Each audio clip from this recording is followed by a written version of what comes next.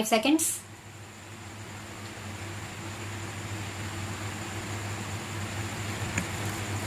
Now, generally speaking, this political aspect of the Asian struggle is drawing to its natural and inevitable culmination.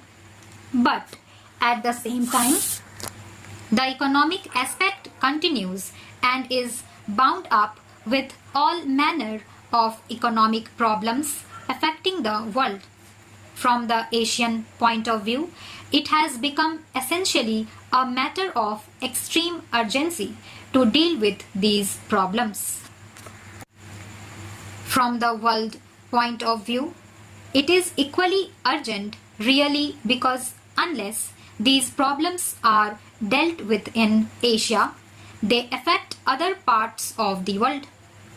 I have no doubt that you ladies and gentlemen who are members of this commission realize the importance of what I have said and will make it clear to the United Nations that any attempt to pay inadequate attention to Asian problems is likely to defeat the end which the United Nations has in view.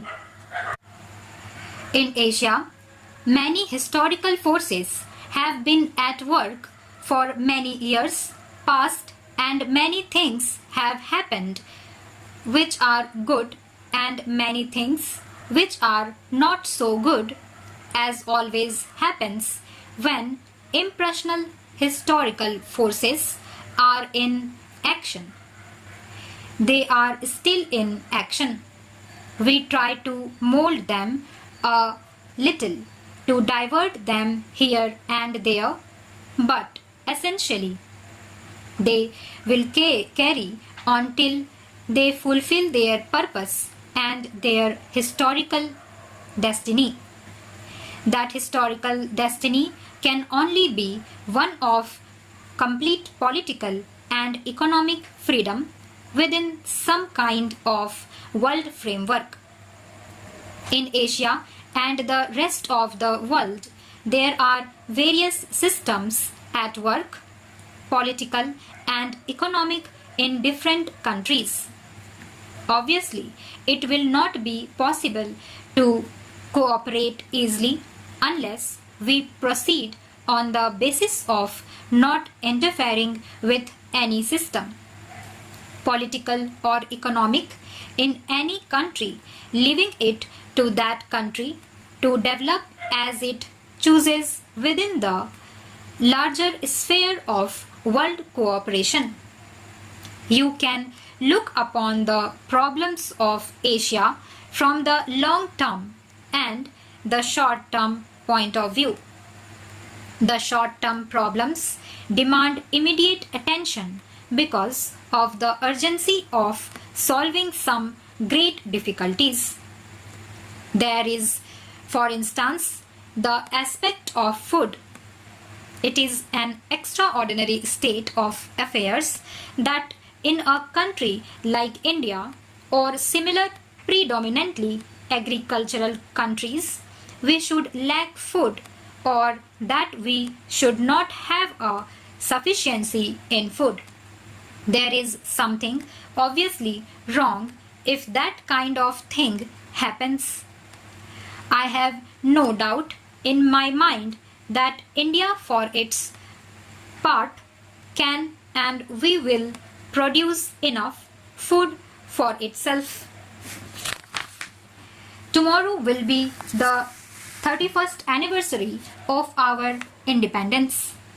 On the eve of this auspicious occasion, I greet you, my fellow citizens, at home and abroad, and offer you my good wishes. Much has happened in the last 1 year. The government has done its best to restore the rule of law and the liberties of our people. I want to speak to you tonight not only of our achievements and aspirations, but also the unfulfilled tasks and the tormenting differences casting their ominous shadows on our national life. A country of India's dimensions, with its missed opportunities and mounting challenges, remains a nation in constant evolution despite its impressive strides in many spheres. It has been going through an endless self examining process, trying to rediscover itself, shed the accumulated hangovers of the past, and keep pace with the complexities and compulsions of the present times. The tempo of this activity can be sustained only through stability, which is the very basis of survival. The country stands today at the critical crossroads of history, and any false turn could prove ruinous for the nation. In a democracy, there is always place for honest differences. The inherent right of dissent must not, however, be carried to the point of obstructing the democratic processes, blocking the proceedings of legislatures, carrying controversies to the streets, or indulging in the politics of denunciation and manipulation.